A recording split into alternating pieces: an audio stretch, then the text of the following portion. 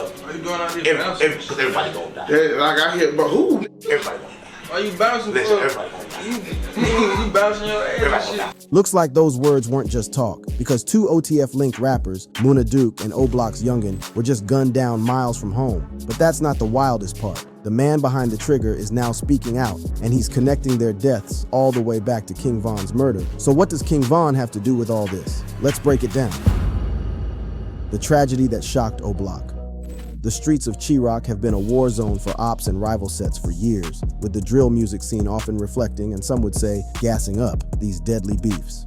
O-Block, located in the 6,400 block of South Dr. Martin Luther King Jr. Drive, has been ground zero for this smoke for mad long, producing some of drill's most fire voices while simultaneously taking L after L with devastating losses. This area has seen many shootings and deaths, especially from 2011 to 2014, with 19 shootings and 2 deaths during that period alone. The hood has been trying to cut down on the violence, with bodies reportedly down 52% over 10 years in the wider area. But on May 10th, 2025, the cycle of violence stayed bussin' with devastating consequences. At approximately 1:20 a.m., a shooting went down in Chicago's Edgewater neighborhood, specifically in the 6,300 block of North Broadway. The victims were Munna, age 31, and Youngin, also known as Youngin Fram de Jets, age 26, both reppin' O-Block and its drill rap scene.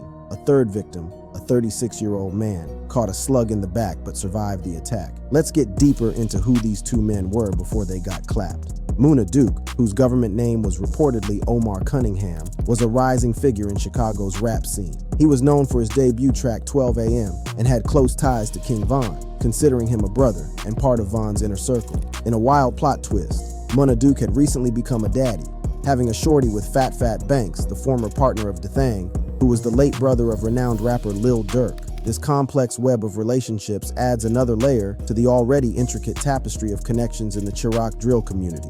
Youngin, who went by Youngin Fram de Jets, was known for his raw, unfiltered bars that painted the real picture of life in O-Block. He shared a tight bond with King Von and was seen as keeping O-Block's sound and spirit alive, building a growing fan base before his untimely departure from the game. Both men caught a fade at the scene, leaving the hood in shock and mourning. The way they got murked paints a grim picture of the dangers that continue to lurk in Chicago's streets. According to the word on the street, the shooting popped off as people were leaving a restaurant with a late-night liquor license. The shooter, pulled up in a stolen Infiniti Q50, which later turned up burning on Chicago's far south side at the 600 block of East 134th Place. This calculated hit, including torching the getaway whip, suggests these weren't no amateurs, which has fueled mad speculation about who might have wanted these two in a casket. The immediate aftermath of the shootings had the whole drill community shook. Fat Banks, Munna baby mama, shared a heartfelt tribute on the gram, expressing mad grief and describing him as her light in darkness.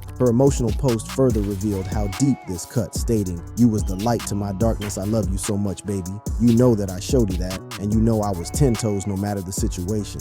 She promised to hold it down for their son, highlighting how these senseless acts of violence create ripple effects, leaving families broken and shorties fatherless. The response from the wider community was equally swift. Social media was flooded with tributes and folks expressing they were in their feelings. Posts from accounts like at No Jumper and at Gang Hits went viral, with one noting, "The whole O-Block been getting wiped out since Von died, SMF, that's crazy. Never saw that for Duke," highlighting the non-stop violence that's been plaguing O-Block since King Von got smoked in 2020. These online reactions show not just the grief of fans, but also a troubling acceptance of the violence as part and parcel of drill culture. While the incident itself is tragic enough, it's the swirling speculation about who's responsible and potential connections to other high-profile deaths in the rap community that's got everyone's attention. The most talked about theories focus on ongoing gang rivalries, particularly between O-Block, which reps the Black Disciples gang, and Tookaville, a set claiming gangster disciples. One theory with legs suggests that the killings might have been get back for the murder of FBG Duck,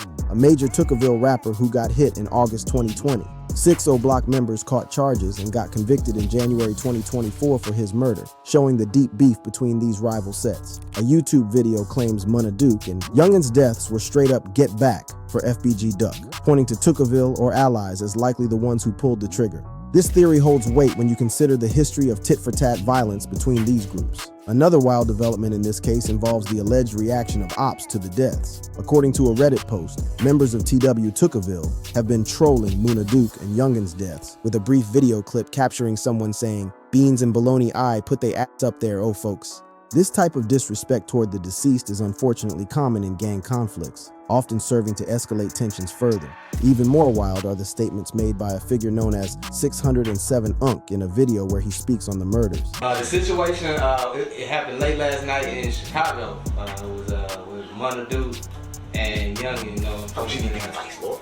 Later in the same video, he makes a chilling prediction about OTF, Only the Family, Lil Durk's music collective, which had connections to Munna Duke through DT Thang. Why OTF. you doing all this bouncing? Because everybody gonna die. Yeah, like I hear, but who? Everybody gonna die. Why you bouncing Listen, for? everybody gonna die. You bouncing your ass and shit. While 607 Unk seems to be on some other stuff, his words reflect the disturbing reality of gang violence, the cycle of killing and retaliation that claims so many lives in Chicago's neighborhoods. The King Von connection and NBA Youngboy speculation. Let's get into the juice connecting their murders to the death of another O-Block legend, King Von, plus all the tea about NBA Youngboy's alleged involvement in these intertwined tragedies. To really get what's going on, we gotta rewind to King Von's death, a moment that forever changed the drill scene. King Von, government name Davon Daquan Bennett, got smoked on November 6, 2020, outside a nightclub in Atlanta, Georgia. The incident popped off following an album release party for his debut album, Welcome to O-Block. The shooting involved Lil Tim, who was rolling with Quando Rondo, an artist signed to NBA Youngboy's label, Never Broke Again. Lil Tim lit up King Von, hitting him multiple times, leading to Von checking out at age 26 after surgery at Grady Memorial Hospital. This connection to NBA Youngboy's camp immediately had folks wondering if Youngboy had something to do with, either directly or indirectly, Von's departure. While no receipts have ever directly linked Youngboy to ordering or orchestrating the hit, the association has remained a hot topic in hip-hop circles. What makes this particularly relevant to Munna Duke and Youngin catching a fade is the tight relationship both men had with King Von. As mentioned earlier, Munna Duke saw King Von as blood, though they weren't biologically related, and was part of Von's inner circle. Similarly, Youngin and King Von were like this, with Youngin seen as carrying the torch for O-Block's sound and spirit after Von passed.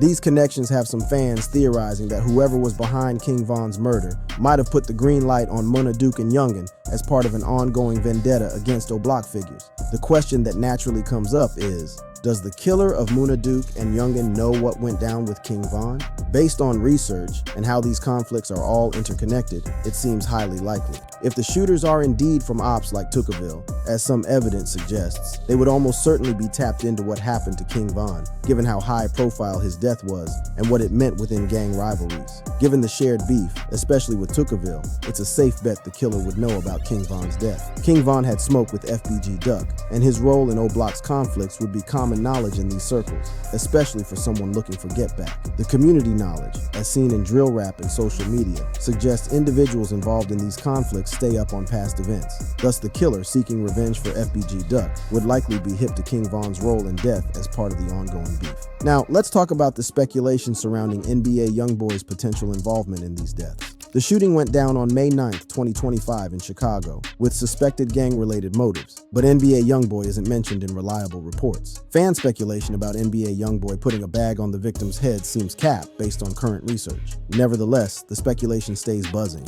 largely due to the history of tension between NBA Youngboy and King Von, as well as their respective camps. Before Von's death, the two rappers had a documented rivalry involving disputes over lyrics, romantic interests, notably Youngboy's ex-girlfriend Johnny Ameshel, and crew rivalries. Von had criticized Youngboy's lyrics as Fugazi in a 2018 Instagram live video. However, in a plot twist, Von stated the day before his death that he had no real beef with Youngboy, suggesting the conflict was hyped up by the internet. Despite this apparent attempt by Von to dead the beef, NBA Youngboy's reaction to Von's death didn't exactly squash suspicions. NBA Youngboy's response to Von's death was not sympathetic. Instead, his statements and actions suggested the beef was still alive. In a Clubhouse conversation in December 2021, Youngboy reportedly threw shade at Von, questioning his authenticity as a gangsta. Even more controversial, in December 2020, shortly after Von got packed, Youngboy made a statement during an Instagram live session saying, "It take a man to kill somebody, fighting don't make you no man." Given that Von was killed after a physical altercation that escalated to gunfire, many saw this as a thinly veiled reference to Von's death. The animosity continued long after Von was gone. In January 2022, Youngboy dropped the track Bring the Hook ahead of his Colors mixtape, which included lyrics that many interpreted as disrespecting King Von and O-Block. This that Squid Game. O-Block Pack get rolled up, murder what they told us, Atlanta boy get rolled up. These bars sparked responses from Von's associates, including Lil Durk, indicating that the beef extended beyond the individuals to encompass their respective crews and affiliates. NBA Youngboy likely trolled King Von's death, based on evidence from his music and public statements after the incident. As detailed above, both his song Bring the Hook and his Instagram live statement about fighting versus killing were widely perceived as disrespectful trolling in the aftermath of Von's death. The topic remains sensitive and debated within the hip-hop community, with some seeing these actions as part of rap beef culture, while others view them as crossing a line by disrespecting the deceased. Given this history of animosity, it's not surprising that some fans have speculated about NBA Youngboy's potential involvement in the deaths of Munna and Youngin, who were both close to King Von. The theory suggests that Youngboy, or someone in his camp, might have put money on their heads as part of an ongoing vendetta. However, it's crucial to emphasize that there is currently no credible evidence supporting this theory. The shooting of Munna and Youngin appears to be more directly linked to local Chicago gang rivalries, particularly between O-Block and Tookaville,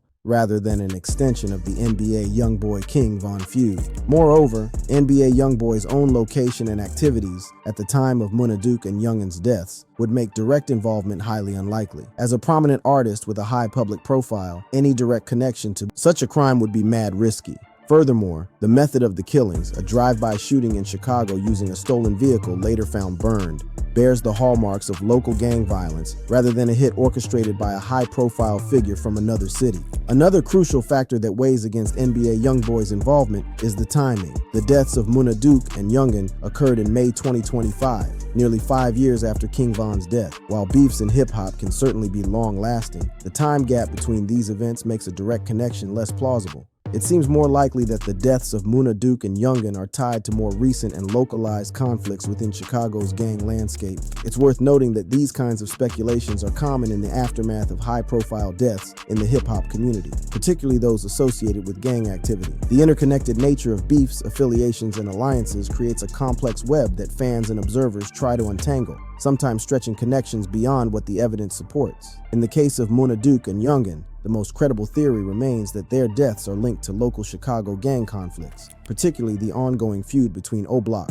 Black Disciples, and Tookaville, Gangster Disciples. To further understand the dynamics at play, we should examine the structure and relationships within O-Block itself. TSG, or Turn Down Gang, is a clique within O-Block, primarily consisting of younger members aged 15-22. Notable members include Nook, Zani, Buck Munna, and others, with some involved in drill music and gang activities. According to online sources like Reddit, which may not be fully verified but provide detailed insights into Chicago drill culture, TSG was formed in late 2020 by members of the TQ Bully Boys and adopted its current name after the death of FBG Cash in 2022. Research suggests TSG members, a clique within O-Block, may claim their ops killed Munna and Youngin, but no public evidence confirms this. The shooting on May 10th, 2025 in Chicago is linked to gang rivalries, possibly involving Tookaville and Smashville. It seems likely that such claims exist in private or less accessible forms, given the context of gang dynamics. The deaths of Munna and Youngin have also sparked discussion about whether they might be linked to other high-profile cases, such as Lil Durk's ongoing murder-for-hire case. Fans point to Munna fathering a child with the former partner of OTF DT Thang, Lil Durk's late brother, suggesting this personal connection might make him a target. However, no credible sources or official statements directly tie their deaths to Lil Durk's case. While the speculation makes sense given the complex relationships in Chicago's rap scene, current research shows no substantial evidence linking the deaths to Lil Durk's legal troubles, which are centered on events in Los Angeles in 2022. Looking at the reaction from within the O-Block community itself provides another perspective on these deaths.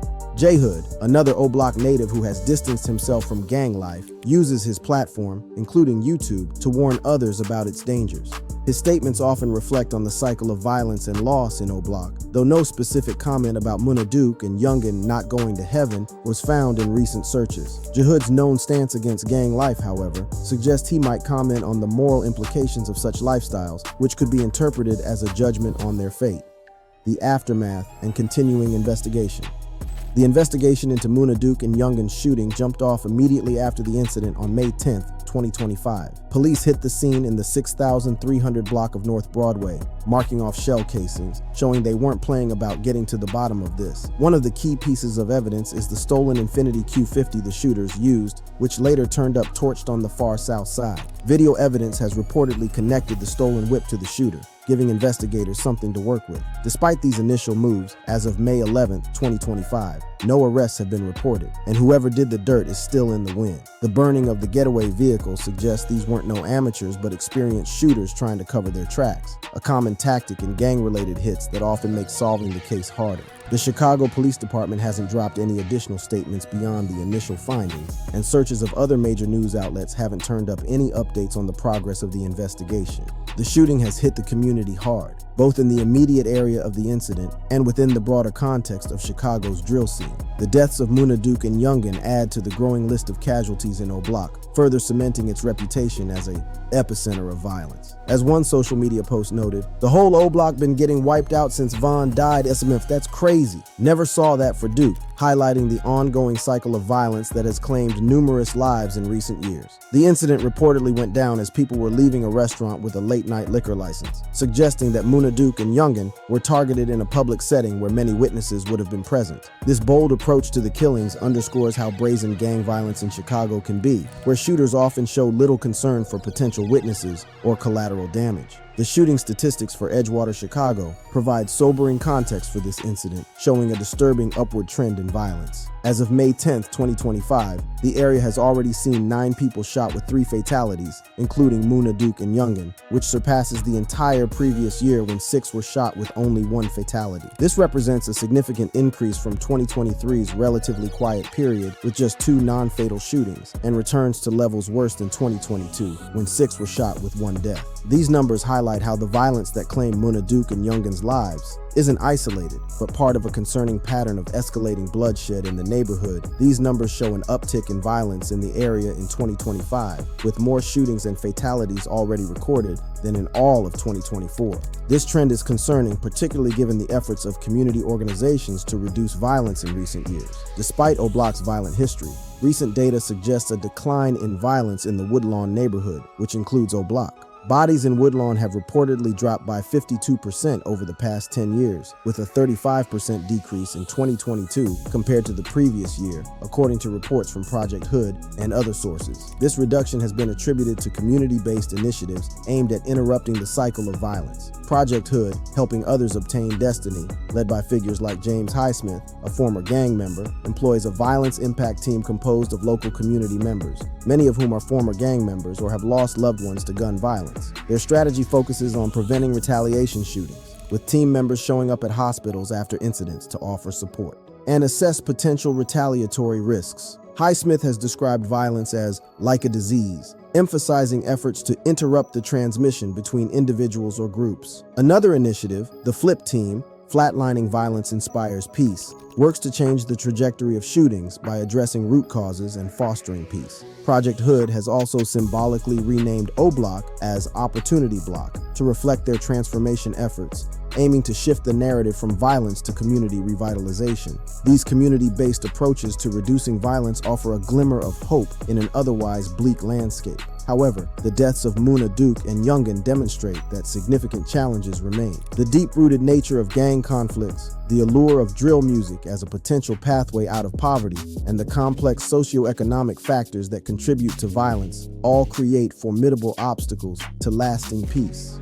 To truly understand the context of these murders, it's essential to recognize the historical significance of O Block in Chicago's gang landscape. O Block's violent history is well documented, with its name originating from O.D. Perry, a 20-year-old Black Disciples member killed in the summer of 2011. His death, allegedly by 17-year-old Gakira Barnes, a gang assassin, set off a cycle of retaliatory violence. Barnes herself was killed in 2014, further escalating tensions. A 2014 Chicago Sun-Times analysis identified O Block as the most dangerous block in Chicago between June 2011 and June 2014, reporting 19 shootings, of which 2 resulted in fatalities. The area, encompassing the Parkway Gardens apartment complex, has been a focal point for gang activity, particularly conflicts between the Black Disciples and rival gangs like the Gangster Disciples. O Block's association with Chicago drill music has also amplified its notoriety, with rappers such as Chief Keef and King Von referencing it in their work. King Von's debut album,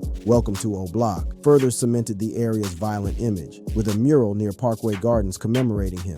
One of the most significant incidents linked to O Block, prior to the deaths of Munna and Youngin, was the murder of Chicago rapper FBG Duck, Carlton Weekly, on August 4th, 2020, in the Gold Coast neighborhood. This shooting, going down outside a luxury clothing store in the first block of East Oak Street, was tied to a brutal gang war between FBG Duck's Tookaville faction of the Gangster Disciples and the O Block set of the Black Disciples. The federal jury convicted 6 reputed O Block gang members on January 17, 2024, on charges including murder in aid of racketeering. The trial revealed the gang's use of social media and music to escalate their criminal enterprise, with evidence like cell phone videos showing coordination during the attack. This historical context is crucial for understanding the murders of Munna and Youngin, as they appear to be the latest casualties in a long-standing conflict that has claimed numerous lives over the years. The retaliatory nature of gang violence in Chicago, where killings often lead to cycles of revenge, suggests that their deaths may trigger further violence unless intervention efforts are successful. Returning to the investigation itself, the challenges facing law enforcement are no joke. Gang-related homicides are notoriously difficult to solve, due in part to the no-snitching code that prevails in many communities affected by gang violence. Witnesses may be reluctant to come forward, fearing retaliation, or simply adhering to the cultural norm against cooperating with police. This reality often leads to low clearance rates for homicides in areas like Chicago's South Side. For the Chicago Police Department, the high-profile nature of these killings likely adds both urgency and complexity to the investigation. The involvement of well-known figures from the drill scene means that the case is under significant public scrutiny, yet the same factors that make the case high-profile may also complicate efforts to gather information and build a case against the perpetrators. The burning of the getaway vehicle indicates a level of planning and awareness of forensic techniques that suggests the perpetrators are experienced and careful. This methodical approach to covering tracks makes the investigative task even more challenging, as valuable physical evidence may have been destroyed. As of the latest reports, the Chicago police have not announced any arrests. The recovery of the burned Infiniti Q50 suggests efforts to cover up evidence, a common tactic in gang-related shootings. The investigation is ongoing, with authorities likely focusing on gang affiliations and potential surveillance footage from the Edgewater area. While the immediate focus is rightly on bringing the perpetrators to justice, the deaths of Munna and Youngin also raise broader questions about the future of drill music and its intersection with gang violence. Some observers have called for greater scrutiny of drill lyrics that explicitly threaten violence against named individuals or groups, arguing that such content crosses the line from artistic expression to incitement. Others maintain that censoring drill music would not address the underlying issues of poverty, inequality, and systemic neglect that contribute to gang violence in the first place. For the O Block community, the losses of Munna and Youngin represent not only personal tragedies, but also a continuation of a disturbing pattern that has claimed too many young lives. The drill music community mourns their loss, and the broader Chicago community faces renewed calls to address the root causes of such tragedies. For fans of drill music and observers of the scene, the deaths of Munna and Youngin serve as a sobering reminder that the violent narratives often glorified in drill lyrics reflect real dangers that claim real lives. Behind the music videos, social media posts, and street reputation exists a harsh reality where young men like Munna and Youngin get smoked, leaving behind grieving families and unfulfilled potential. Thank you for watching. If you enjoyed this video, click on one of the cards on your screen to see more videos like this.